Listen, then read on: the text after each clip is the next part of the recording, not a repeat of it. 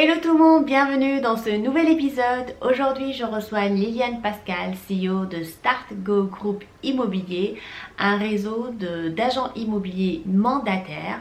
Liliane va nous parler de comment il a démarré sa carrière en tant que prof de musique et producteur de spectacles pour se retrouver aujourd'hui CEO de sa propre boîte dans le domaine de l'immobilier. C'est un échange passionnant que j'ai eu avec Liliane et je vous invite à l'écouter.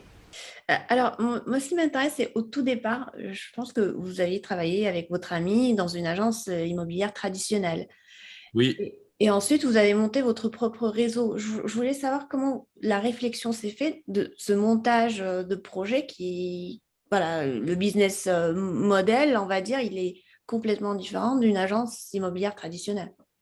à la base, ce qui s'est passé, c'est qu'il y a des choses qui devaient se faire quand j'étais associé avec cette personne ou qui ne se sont pas faites au final. Voilà. Ce qui s'est passé, c'est que je voulais être complètement indépendant et libre. À la base, pour tout vous dire, je voulais même pas monter un réseau, même pas un groupe. En fait, je voulais partir pour moi-même, pour travailler, pour être seul et libre et de ne pas avoir de compte à rendre à personne. Voilà. Donc, comme je suis un autodidacte, c'est ce qui s'est passé en fait, hein. Et puis, c'est une rencontre avec un autre confrère, puis un deuxième, puis un troisième. Ils m'ont dit, on aimerait bien travailler avec toi. Donc, et c'est comme ça que j'ai lancé en fait le réseau, hein. C'est vrai que c'est suite à des rencontres qui font que votre chemin de vie, ben, vous avez un parcours, en fait. Moi, des personnes que jamais j'aurais imaginé qui puissent être dans l'immobilier, qui ont voulu me suivre, que j'ai formé et qui aujourd'hui font partie de mes meilleurs vendeurs.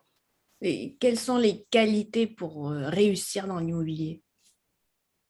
Alors, ça, c'est clair que c'est, l'écoute des gens. Il faut être vraiment à leur écoute, être patient, ça c'est important. Avoir du relationnel pour la recommandation, d'accord. Ça, aujourd'hui, c'est devenu une priorité parce que à une époque, j'avais fait une formation sur la prospection téléphonique, j'avais 98% de réussite au téléphone. Aujourd'hui, même on le voit dans les annonces qui sont passées sur le Bon Coin, par exemple, pour ne pas le citer. Vous pourrez le vérifier par vous-même. Aujourd'hui, même les particuliers ne mettent plus leur numéro de téléphone parce qu'ils en ont marre d'être démarchés par le téléphone. Et ça fait déjà plusieurs années que je savais que ça allait plus ou moins arriver. Et c'est là où je me suis dit, ça fait 15 ans que j'avais cette idée que j'ai créée aujourd'hui, vous savez, le concept, ce nouveau concept d'agence immobilière, qui pour moi peut-être vont être peut-être les agences immobilières de demain, hein. C'est revenir en fait, aux fondamentaux. Et c'est quoi les fondamentaux? Avant, il y a 15 ans, 20 ans, on n'avait pas le digital comme on a aujourd'hui. Aujourd'hui, je trouve que c'est très très dommage.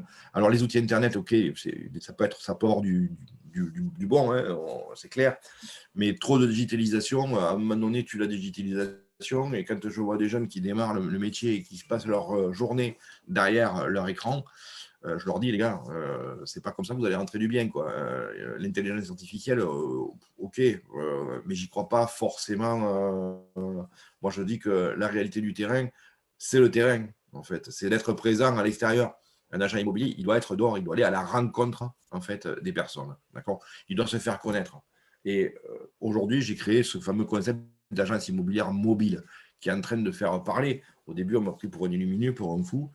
Alors c'est vrai que j'ai reçu ce concept, ce camion, je l'ai reçu un peu trop tôt puisque je l'ai reçu juste avant le Covid, donc on n'a pas eu le temps de le tester réellement. Bien que là, depuis quelques temps, depuis le mois d'octobre, on s'aperçoit qu'on a des résultats qui sont phénoménaux. Pour vous donner une idée, on a fait la foire de Montpellier. Sur 10 jours, on a fait 252 contacts et 25 contacts transformés, c'est énorme, je vous le dis. L'idée, c'était de pouvoir aller à la rencontre des concitoyens. Donc aujourd'hui, on est en train de mettre en place plusieurs emplacements. On fait des demandes d'emplacement au niveau des mairies, on est présent sur les marchés traditionnels, sur les parkings de moyenne et grande surface, dans les galeries marchandes. Donc ça marche. Hier, j'étais sur un petit village, voilà, dans le Gard. Dans la matinée, j'ai fait 3 contacts. Voilà, vous voyez, c'est clair. Alors que si j'étais resté dans mon bureau, les 3 personnes que j'ai rencontrées sur le marché, même pas, je les aurais eues, même sur Internet. On ne les aurait pas trouvées. Voilà. Donc, moi, je prône aujourd'hui la réussite, c'est l'écoute, la disponibilité, la réactivité. disponibilité, réactivité, l'écoute et être en permanence, être sur le terrain de longue. Quelle a Voilà. été votre plus grosse difficulté dans votre parcours entrepreneurial, votre plus grand challenge en tant que directeur de réseau, en tant qu'entrepreneur en général? Alors la plus grosse difficulté, c'est d'arriver peut-être à faire passer le message, faire passer un message. Parce que aujourd'hui, quand vous avez affaire à des salariés, vous pouvez les commander et exiger des choses. D'accord? Alors avec les salariés, si j'ai des salariés, ça va, ça se passe bien. Mais si j'ai avec des indépendants, euh, on s'aperçoit que le fait que ce soit moi qui dise les choses, ils vont m'écouter, ok. Et aujourd'hui, je suis en train d'essayer de faire prendre le relais à quelqu'un d'autre et de faire intervenir des personnes extérieures qui vont eux dire les choses que moi je vais leur transmettre. Vous voyez, et en fait, c'est pas pareil. C'est pas ah oui, c'est pas Lilian qui l'a dit ça. Oui, effectivement, si lui aussi disait la même chose, alors ça veut dire que peut-être que c'est voilà. Je ne dis pas que les gens mettent mes paroles en doute, hein, d'accord. Mais on m'a souvent rétorqué, tu es quelqu'un qui est complètement unique et il n'y a que toi qui peux faire ce genre de choses, même ailleurs. Hein. Chacun a sa personnalité, certes, mais quand on veut, on peut. Voilà. Après, c'est une façon de penser. Voilà. Il y a cette l'attitude. Vous savez, il y en a qui voient le verre à moitié vide, d'autres qui le voient à moitié plein. C'est ah non, mais là, il y a le Covid. Ah non, mais là, il y a ci. Enfin, il y a tout le temps les excuses pour ne pas faire les choses. Je leur dis, ça, vous ne le faites pas? Ben, regardez, votre confrère, il le fait. Après, vous n'êtes pas vous plaindre si vous n'arrivez pas à prendre un mandat. La personne qui est performante chez Orpi, si elle rentre chez moi, elle sera performante chez moi. Et moi, vice-versa. Moi, si je quitte l'entreprise, je ferme l'entreprise et que je vais travailler pour le compte de quelqu'un, je sais que ben, je serai aussi performant. C'est la personne en fait qui fait la vente. C'est pas l'enseigne. Ceux qui réussissent, qu'est-ce qui les drive, qu'est-ce qui les pousse à vraiment faire ce kilomètre de plus, à fournir des efforts? Ouais. Alors, il y en a ils font ça, ben, bien sûr, pour eux-mêmes, pour l'argent. Il y en a qui ont une famille à nourrir. Il y en a qui vont se dire, mais moi je le fais parce que, alors il y en a certains qui c'est plus un complément de revenus, qui vont vouloir se payer un voyage plus en fin d'année. Après, au niveau, pour les driver, moi j'essaye de les appeler, j'appelle tous mes collaborateurs régulièrement, et puis quand ils ont un souci, qu'ils ont un conseil, ils m'appellent de suite. Lilian, qu'est-ce que tu ferais? Comment on fait ça? Comment on fait ci, etc. Donc, et puis aujourd'hui, ils sont tellement, j'ai envie de vous dire, très bien formés parce en plus des formations que moi, les conseils que je leur donne, les formations que l'on fait, qui sont assez récurrentes, mais je ne fais pas des réunions pour faire de la réunionnite. Vous voyez ce que je veux dire? C'est vraiment de l'efficacité. Mais aujourd'hui, on a mis en place des ateliers de travail par groupe, par région. Ceux qui ont besoin viennent, ceux qui n'ont pas besoin ne viennent pas. Et je n'impose rien, je ne peux rien imposer puisque j'ai affaire à des indépendants.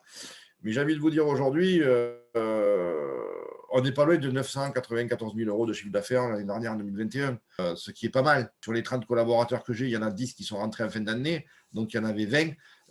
Sur les 20, j'en ai 10 qui le font vraiment à tiers-temps, à mi-temps, qui le font même quand ils leur donnent un œil, parce qu'ils ont notre boulot à côté, d'accord?